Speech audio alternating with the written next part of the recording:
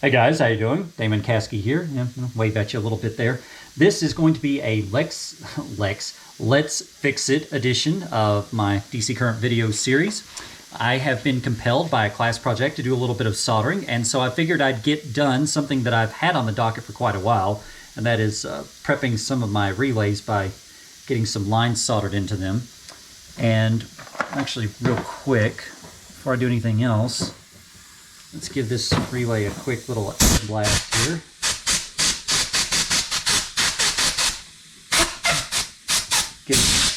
Get it nice and clean without blasting my wires out of reach. And while I wait on that to finish warming up, I'll explain what a relay is for anyone who does not know. If you do know, forgive me. It's pretty simple. A relay is a switch that is controlled by an electromagnet. And they come in three types. There is normally closed, NO. There's normally opened, normally closed is NC. Normally opened, or NO. And then there's dual pole relay, which is one of the most common, and it is a combination of both. So just using my fingers here, the way it works is you have two conductors here and here. And if this is a normally open relay, those conductors are not touching, i.e. the circuit is open and no current is flowing. When the relay is energized, an electromagnet will pull those conductors together, closing the circuit, and current can flow. When the magnet is de-energized, well, then the circuit opens again. If the relay is a normally closed circuit, it's just the opposite. So the circuit is normally completed, and when the relay is energized, it pulls that circuit open. A dual pole relay like this is a combination of both. So you've got these two right here. Those are the prongs for the electromagnet. And then this guy here is your current potential. And then this side is normally closed, and this side is normally open. So when you energize the magnet, it flips between there. So you can use the relay for either or if you're very clever with it, again, you could wire it up as a logic circuit. Now, I'm not interested in the relay itself doing the logic. I am using it for what relays are most commonly used for now, and that is a step-up. So I have posted before tests of me using a homemade hovercraft for various purposes. I want to upgrade that to where it's no longer needing a remote source of air. It's going to have a built-in blower installed that I have extracted from a vacuum. Now, I've already tested this guy. I know it works. I just want to be able to control it with a microcontroller. Now, microcontrollers cannot, under any circumstances, either provide nor control the kind of current that we're talking about. So what we'll do is have the microcontroller energize this relay. This relay is small enough to run on 1/2 amp, which the microcontroller can provide. This relay will in turn energize a heavier relay that runs on a 12 volt, and then that relay, the heavy duty relay, will be sufficient to carry the approximately 12 amps of current that will run this motor. And thereby I can use the microcontroller to more safely and more logically run that vacuum cleaner motor. So at this point, all we're going to do is a little bit of soldering. I'm just my wires off here. And normally I would flux these, but man, my flux has had the lick. See for yourself. Yeah, that stuff is done, so we're not going to even bother with it. And besides that, this solder is rosin coarse, so it should be okay. The only real obstacle is me, and that is, let's get this out of the way. That is me actually being coordinated enough to do a job this small.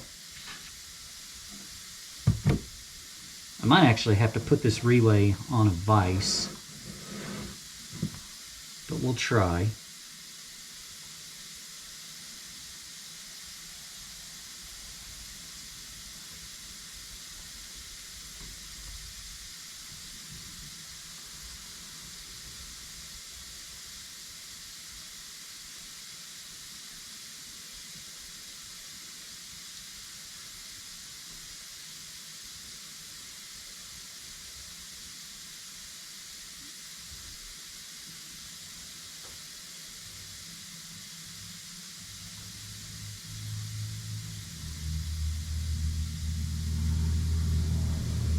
All right, well, there is our first, but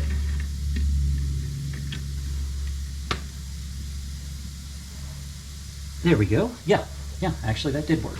Okay, so I have wired that up to the normally closed side of the relay. And the next one is I'm going to want to put this guy onto the center line.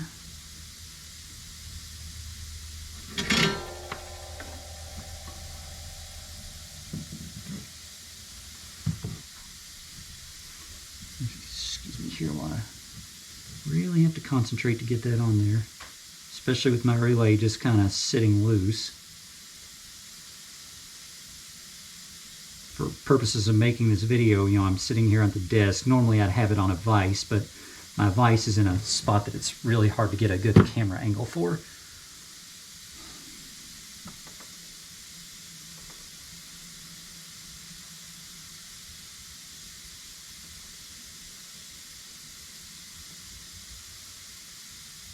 That's it.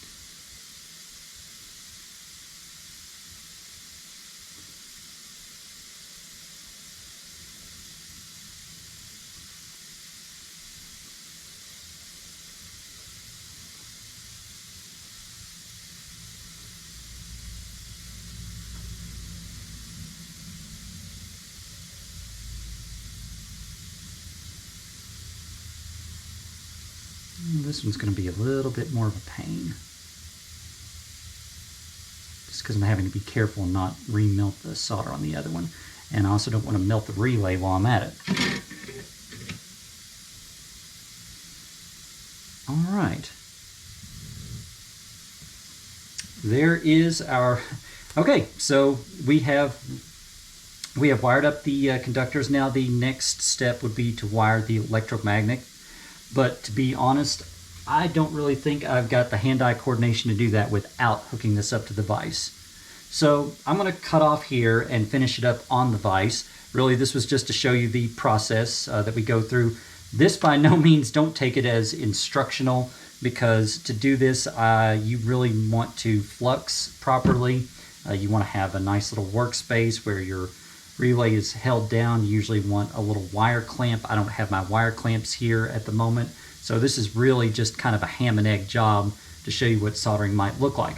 But anyway, there you have it. We'll move on to the next step. And guys, thank you for listening, and we'll see you next time.